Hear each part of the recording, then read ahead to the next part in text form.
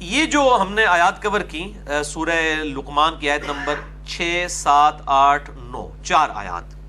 ان میں سے جو آیت نمبر 6 ہے اس کے کانٹیکسٹ میں یہ جو الفاظ آئے لہو الحدیث یعنی غافل کر دینے والی باتیں، تو میں نے بتایا اس زمانے میں مشرکین عرب نے قصہ گو لوگوں کو ہائر کیا. تعویل خاص کے اعتبار سے تو لہو الحدیث سے مراد یہی چیزیں ہیں. اس کانٹیکسٹ میں جامعہ ترمذی میں ایک کمزور روایت بھی ملتی ہے کہ لہو الحدیث سے مراد جو ہے وہ گانے باجے اور اس طرح کی چیزیں ہیں، لیکن یعنی اس کی روایت مضبوط نہیں ہے. لیکن تعویل عام کے اعتبار سے دیکھا جائے تو ہر وہ چیز جو اللہ تعالیٰ کی یاد سے قرآن سے غافل کر دے وہ ظاہر ہے لہو الحدیث کے اندر داخل ہے،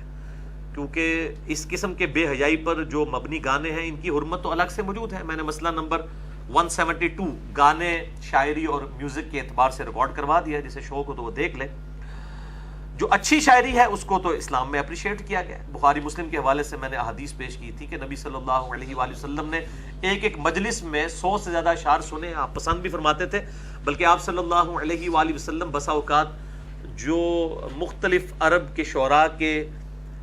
کلام تھے وہ آپ صلی اللہ علیہ وآلہ وسلم کو بعض شعر زبانی بھی یاد تھے اور آپ سنایا بھی کرتے تھے. لیکن جو بری شاعری ہے اسے سورہ الشعراء کے اندر اور بخاری اور مسلم کی کئی احادیث کے اندر کنڈیم کیا گیا ہے. مسئلہ نمبر 172 میں نے اس کے اوپر ڈسکشن کی تھی، آج میں اس ڈیٹیل میں نہیں جاؤں گا. آج میں اسی کانٹیکسٹ میں اس کرٹیکل ایشو کو ایڈریس کروں گا جو آج کل ہمارے معاشرے میں بڑا عام ہوا ہے، ڈائس کے اعتبار سے، یہ لوڈو کے اعتبار سے، اور کیرم بورڈ، تاش، شطرنج، یہ جو انڈور گیمیں ہماری یعنی ایک سمجھ لیں کلچر کے اندر موجود ہیں. اور اب تو اینڈرائڈ ایپس بھی آ چکی ہیں ان کی، آج کل تو لوگ سمارٹ فون کے اوپر ہی گیمیں کھیلتے ہیں. تو ان کے حوالے سے ایکسٹریم رویے پائے جاتے ہیں ہمارے علماء کے ہاں بھی اور جو لبرلز ہیں ان کے ہاں بھی، دونوں ایکسٹریمز کے اوپر ہیں. تو میں چاہ رہا ہوں تھوڑی سی گفتگو اس حوالے سے کر دوں، کیونکہ اکثر لوگ اس حوالے سے پوچھتے بھی رہتے ہیں. لہذا انصاف کا تقاضا ہے کہ یہ لہو الحدیث کے کانٹیکسٹ میں ہم ان چیزوں کو بھی ڈسکس کریں. اس حوالے سے صحیح مسلم میں ایک حدیث ہے انٹرنیشنل نمبر کے مطابق 5896 اور مشکات میں بھی موجود ہے 4560. یہ جو میں نے نمبر بتایا ہے مسلم کا، یہ 5896 انٹرنیشنل نمبر ہے. اگر وہ فواد عبد الباقی والی ترکیب میں دیکھا جائے تو اس کا نمبر ہے 2260-10. لیکن یہ کانٹینیوس نمبرنگ جو ہے وہ اینڈرائڈ ایپ اسلام 360 کے اندر آپ کو یہ دونوں نمبرنگ مل جائیں گی. کانٹینیوس جو ہے یہ زیادہ بہتر ہے، اسی کے مطابق عموماً اب کتابیں شائع بھی ہو رہی ہیں. دارالاسلام والوں نے دونوں نمبرنگ ایڈ کی ہوئی ہیں. بہرحال مسلم 5896 اور مشکات انسائکلوپیڈیا آف حدیث ہے، اس میں یہ 4500 آپ کو حدیث نمبر مل جائے گی کہ آپ صلی اللہ علیہ وآلہ وسلم نے فرمایا جو شخص نرد کھیلتا ہے تو وہ ایسا ہے گویا کہ اس نے خنزیر کے گوشت اور خون میں اپنے ہاتھوں کو لت پت کر لیا. یعنی جو ایک اللہ تعالیٰ کی طرف سے نجس جانور ہے، پلید ہے، اس کے گوشت اور خون کے اندر اگر کوئی اپنے ہاتھوں کو آپ سمجھ لیں دھونا شروع کر دے تو اس کے مترادف ہے نرد کھیلنا. اب یہ نرد کا لفظ تو موجود تھا، انگلش میں اس کا ترجمہ کر دیا گیا ڈائس، اور پھر اندھے نو کے چاہیے 2 آنکھاں، اندھے کو کیا چاہیے 2 آنکھیں. علماء نے کہا جی وہ ڈائس کا لفظ موجود ہے لہذا لوڈو حرام ہو گئی، کیرم بورڈ حرام ہو گیا، شطرنج حرام ہو گئی، تاش حرام. انہوں نے کہا جی جو چیز اس کے قریب بھی آئے گی نا ہم اس پہ، کیونکہ ہم حرام کہنے پہ زیادہ یعنی خوشی محسوس کرتے ہیں تاکہ لوگوں کے اندر ذرا اس قسم کا تجسس پیدا ہو جائے. حالانکہ اگر آپ عربی ڈکشنری اٹھائیں المنجد تو اس میں آپ کو نرد کا جو ترجمہ ملے گا، اس کی ڈیٹیل جو ملے گی وہ یہ ہے کہ یہ فارسی بادشاہوں کا کھیل تھا جس کی بساط جو ہے وہ کھجور کے پتوں کے ساتھ بنائی جاتی تھی. اور یہ بھی ایک طرح کی ایک انڈور گیم تھی، وہ لوڈو نہیں تھی، نہ اس وقت کوئی لوڈو موجود تھی، بل ایک طرح کی گیم تھی. اور یہ فارسی جو یعنی جو پرشین امپائر کے جو لوگ تھے، کسرا کے بادشاہ کے انڈر جو لوگ تھے، وہ لوگ یہ گیم کھیلا کرتے تھے. اور ظاہر ہے اس کے اندر امپلائڈ ہے کہ وہ جوا وغیرہ اور اس طرح کی غیر اخلاقی حرکات بھی اس کے اندر شامل ہوا کرتی تھی. لیکن بعض لوگوں نے اس کا ترجمہ جو ہے وہ چوسر، بعض نے شطرنج کر دیا، حالانکہ شطرنج جو ہے وہ خود عربی کا لفظ ہے. ٹھیک ٹھیک ہے. اگر شطرنج یہ ہوتا تو یہ اس میں الفاظ موجود ہوتے کہ اس سے مراد شطرنج کی گیم ہے. لوڈو تو ہے ہی نہیں تھا, وہ تو خام خواہ گھسیٹ کے اس میں ڈال دی, کسی نے کیرم بورڈ ڈال دیا, کسی نے کوئی گیم ڈال دی. یعنی جس کا جو ہاتھ لگا اس نے کہا جی اس میں جناب اس کو داخل کرو تاکہ جو ہے وہ لوگوں کے اوپر فتوے لگائے جائیں اور لوگوں کے ساتھ اس قسم کا کھلواڑ کیا جائے. شطرنج کے حوالے سے الگ سے حدیثیں موجود ہیں, لیکن میں نے جتنی تحقیق کی ہے ان میں سے کوئی ایک حدیث بھی ایسی نہیں ہے جو اصول محدثین کے اوپر صحت کے درجے تک پہنچتی ہو کہ شطرنج کو فی نفسہ ہی گیم کے طور پر کنڈیم کیا گیا ہو. باقی رہا کہ جی وہ اس کی جو استعمال ہوتی ہیں گاٹیاں وغیرہ, تو وہ جی اس میں وہ شیر بھی ہوتے ہیں, مختلف چیزیں ہوتی ہیں, وہ تو بس کھلونے کے طور پہ, وہ تو بخاری مسلم میں حدیث ہے. اما عائشہ بھی گڑیوں کے ساتھ کھیلا کرتی تھیں, وہ کوئی تعظیم کے لیے وہ نہیں ہوتے, نہ وہ کوئی بت کی کیٹیگری میں فال کرتی ہیں اس طرح کی چیزیں, نہ ان کے اوپر آپ کوئی اس قسم کا حکم لگا سکتے ہیں. تو یہ تو یعنی غیر علمی باتیں ہیں, یہ تو اس قابل بھی نہیں کہ ان کو ایڈریس کیا جائے. شطرنج کے حوالے سے جو سب سے مضبوط ایک دلائل میں دلیل پیش کی جاتی ہے, جو امام ابن تیمیہ المتوفیٰ 728 ہجری اور آج کے دور میں چند ان کے جو فالوور ہیں سلفی علماء, انہوں نے اس کی بنیاد کے اوپر یہ ہنگامہ کھڑا کیا, وہ سیدنا مولا علی رضی اللہ تعالیٰ عنہ علیہ السلام کا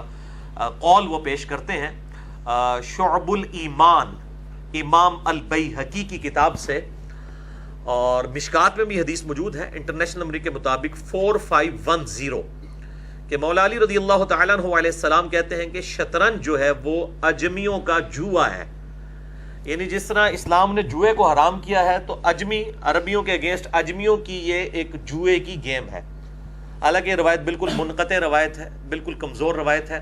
شیخ زبیر صاحب نے بھی تحقیم کے دوران مشکات المصابی کے اندر لکھا ہے یہ روایت بالکل کمزور ہے, اور منقطع اس لیے ہے کہ امام محمد بن علی بن حسین الباقر نے ڈائریکٹ مولا علی سے یہ حدیث روایت کی ہے, اور امام باقر کی ملاقات مولا علی سے ثابت نہیں ہے. امام باقر جو ہیں وہ بیٹے ہیں امام علی ابن حسین کے, یعنی امام زین العابدین کے,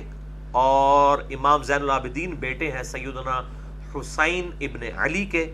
اور حسین ابن علی مولا علی رضی اللہ تعالیٰ عنہ وعلیہم السلام اجمعین کے بیٹے ہیں. تو امام باقر کی ملاقات تو دور کی بات ہے, امام زین العابدین علی ابن حسین کی بھی ملاقات مولا علی سے ثابت نہیں ہے. چاہے کہ ان کے بیٹے کی ثابت ہو, ان کو بھی ہم تابعین میں شمار کرتے ہیں. امام زین العابدین کو المتوفیٰ 95 ہجری, امام باقر 114 ہجری میں فوت ہوئے, اور امام جعفر ان کے جو بیٹے تھے 148 ہجری میں. تو امام باقر نے ڈائریکٹ مولا علی سے یہ روایت کی ہے, اور بیچ میں واسطے انہوں نے مینشن نہیں کیے. تو اس طرح کی جب روایتیں ہوں گی وہ منقطع ہوتی ہیں, وہ سند ہی مکمل نہیں ہے, لہٰذا یہ روایت جو ہے مولا علی کی طرف جو منسوب ایک موقوفاً روایت پیش کی جاتی تھی سلفی اہل حدیث علماء کی طرف سے, یہ روایت ہی بالکل مردود ہے. اور مشکات المصابیح میں انٹرنیشنل نمبر کے مطابق 4510 پہ یہی حدیث امام ولی الدین تبریزی نے لی ہے, اور اس پہ شیخ زبیر صاحب نے تحکیم لگا دی ہے کہ منقطع روایت ہے. اور اس کے علاوہ بھی اور روایتیں موجود ہیں, وہ بھی کمزور درجے کی ہیں. وہ کنٹینیوس 3 روایتیں ہیں مشکات کے اندر انٹرنیشنل نمبر کے مطابق 4510, 4511 اور 4512, یہ سب کی سب ہی مردود روایتیں ہیں. شطرنج کا نام مینشن کر کے کوئی ایک روایت بھی ایسی نہیں ہے جس میں شطرنج کو حرام قرار دیا گیا ہو. اور اگر ان کمزور روایتوں کو بھی کسی نے زبردستی ماننا ہے تو وہ زیادہ سے زیادہ اس بات پر محمول ہوں گی کہ جب ان گیمز, انڈور گیمز کے ساتھ جوا لگایا جائے. یعنی اگر کہا جا رہا ہے مولا علی کی طرف کہ وہ اجمیوں کا جوا ہے, تو ظاہر ہے کہ جوا پھر کھیلا جاتا ہوگا نا اس کے اوپر, ادروائز خالی کھیلنے سے تو جوا نہیں ہو جاتا نا. تو کوئی بھی گیم فی نفسی ہی اس وقت تک حرام نہیں ہوتی جب تک کہ اس کے اوپر جوا نہ لگا دیا جائے یا وہ شرعی حدود کو پھلانگ نہ دے. اب کرکٹ ہے, وہ ساروں کے نزدیک ہی جائز ہے, لیکن کرکٹ کے اوپر جوا لگا ہوا ہوتا ہے. تو اگر جوا لگا کے کرکٹ بھی کھیلی جائے گی, یا ایون گھوڑ سواری بھی کی جائے گی, یا تلواروں نیزوں کا مقابلہ کیا جائے گا, مولویاں اس پہ کہنا انہوں نے سمجھ آ جائے, جو کہتے ہیں تلواروں اور اس کی تو پریکٹس آپ سے کرواتے تھے مسجد نبوی میں, بخاری مسلم میں حدیثیں موجود ہیں. میں کہتا ہوں وہ کام بھی اگر جوا لگا کے کیے جائیں گے نا, تو جو سنت کام بھی ہیں وہ بھی حرام ہو جائیں گے. اصل جس کو کہتے ہیں نا وہ بیماری کی جڑ کیا ہے, کورالریز بعد میں بنائیں, پہلے اس جڑ کو پکڑے کہ وہ جڑ یہ ہے کہ اس کے اوپر کوئی حرام کام نہیں کیا جائے. اسی طریقے سے آؤٹ ڈور گیمیں بھی جتنی ہیں, کرکٹ ہو یا اسی طریقے سے بیڈمنٹن ہو اور باقی گیمیں, ان کے اوپر بھی اگر جوا لگایا جائے گا تو حرام ہوں گی. یا پھر جیسے فٹ بال ہے اور بسا اوقات بیڈمنٹن بھی اور ہاکی وغیرہ جس میں لباس مرد ایسا پہنتے ہیں کہ جس میں ان کی ران کھلی ہوئی ہوتی ہے، تو وہ اس لباس کی وجہ سے آپ اس کو غلط کہہ سکتے ہیں، فی نفسی وہ گیم غلط نہیں ہوگی۔ تو اگر کوئی اور شرعی پابندی نہ ہو تو اس طرح کی ساری چیزیں جو ہیں وہ پھر حلال ہوں گی۔ تو یہ انڈور گیمیں جتنی بھی ہیں، چاہے وہ شطرنج ہو، لڈو ہو یا تاش ہو، اسی طریقے سے کیرم بورڈ ہو،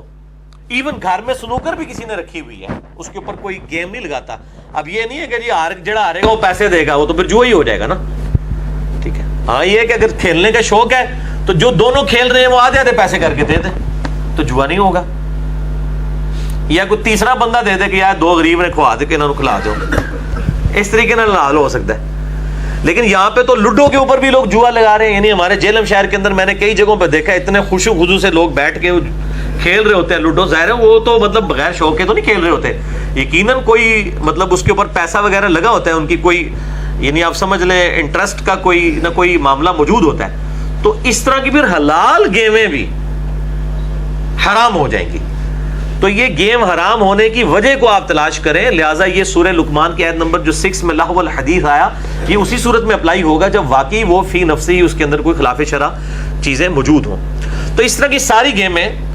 اگر کوئی اینڈرائڈ ایپ کے اوپر کھیلتا ہے اور اسی طریقے سے فزیکلی کھیلتا ہے گھر کے اندر، اور اس میں ٹائم ضرورت سے زیادہ نہ لگائے اور اس دوران نمازیں بھی ضائع نہ ہوں، یہ ساری چیزیں اپنی جگہ موجود ہے، شرعی حدود و قیود کا خیال رکھا جائے، مرد و عورت کا اختلاط نہ ہو، تو تب یہ ساری کی ساری چیزوں کو میں جائز کہہ رہا ہوں، کیٹاگوریکل ڈیسیژن نہیں سنا رہا ہوں ان تمام چیزوں کے ساتھ جو عموماً ہوتا ہے۔ اب چار مطلب بہن بھائی آپس میں بیٹھ کے کھیل رہے ہیں تو اس کے اندر تو کوئی ایسا مسئلہ نہیں ہے اور کوئی ایشو نہیں ہے اس کے اندر، تو اینڈرائڈ ایپ کے اوپر بھی کھیلا جائے، کوئی ایشو نہیں ہے، لیکن ضرورت سے زیادہ ٹائم نہ دیا جائے، فضول یعنی ٹائم مسلمان تو اس طرح اپنا ٹائم ضائع نہیں کرتا، اس کا ٹائم تو بڑا قیمتی ہے۔ اور اس کا ایک اور رخ بھی ہے لہو الحدیث کے حوالے سے، وہ یہ واٹس ایپ کے اوپر یا اس طریقے سے فیس بک کے اوپر بیٹھ کے پوسٹیں خام خواہ کی لگاتے رہنا،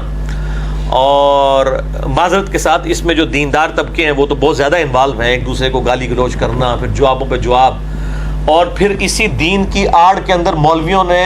غیر محرم عورتوں کے ساتھ دوستیاں یاریاں لگائی ہوئی ہوتی ہیں، اور وہ یہ سمجھ رہے ہوتے ہیں ہم دین کا کام کر رہے ہیں۔ یہ ہے لہو الحدیث، چاہے بغیر جوئے کے بھی کیا جائے۔ تو ان تمام کی تمام چیزوں کا اس حوالے سے خیال رکھنا چاہیے، اور کسی چیز کو حرام کہنے کے لیے بہت دقت نظر سے فتویٰ لگانا چاہیے۔ یہ ہر چیز کو حرام نہیں کہہ دینا چاہیے، قرآن حکیم میں اس چیز کو بڑی سختی کے ساتھ کئی مواقع کے اوپر یعنی کنڈیم کیا گیا ہے کہ خام خانہ چیزوں کے بارے میں کہہ دیا کرو کہ فلاں چیز حلال ہے، فلاں چیز حرام ہے، پوری تحقیق کے ساتھ۔ تو یہ احادیث کا غلط یوز کیا گیا، صحیح مسلم 5896، مشکات میں 4500، اور نرد کھیل تھا، اور ظاہر ہے کہ وہ اجمیوں میں اگر رواج اس کا موجود تھا تو یقیناً اس کے اندر کوئی حرام چیزیں تھیں جس کی وجہ سے اس کو حرام کیا گیا۔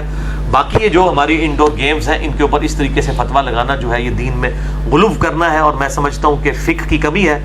اور بخاری و مسلم کی حدیث ہے کہ اللہ تعالیٰ جس کے ساتھ بھلائی کا ارادہ فرماتا ہے اسی کو دین کی فقہ اور ٹرو انڈرسٹینڈنگ عطا فرماتا ہے۔ صرف ظاہری الفاظ کے اوپر چیزوں کے اوپر فتوے نہیں لگا دینے چاہیے۔ اللہ تعالیٰ ہمیں جو ہے وہ صحیح معنوں میں کتاب و سنت کی تعلیمات کو صحیح فہم کے ساتھ سمجھ کر دوسرے بھائیوں تک پہنچانے کی توفیق عطا فرمائے، آمین۔